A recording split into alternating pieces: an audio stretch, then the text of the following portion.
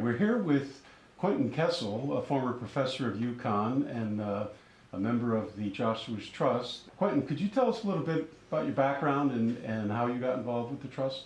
My background includes growing up in stores. Interestingly enough, I didn't know a thing about the grist mill growing up. And the Fenton River and the Hill were sort of a division between these parts of Mansfield, because the school buses couldn't get up Burleyville Hill in the winter. So all the people here went to the Buchanan School, and all the people up on top of the hill went to the Stores Grammar School. Hence, I didn't know about the grist mill growing up.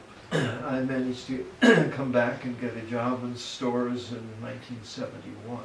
I've been on the Conservation Commission since 1972. Historically, it was the Mansfield Historical Society and the Mansfield Conservation Commission who wished to essentially save the mill. And Mr. Duda owned the mill. It hadn't been used for a number of years. In 1955 or 6, hurricane took out the dam.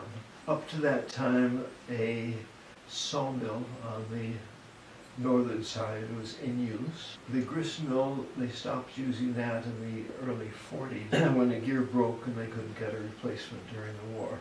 Eventually, the Joshua's Trust, again formed by the Conservation Commission members and the Historical Society members, did get him to sell by giving him life occupancy.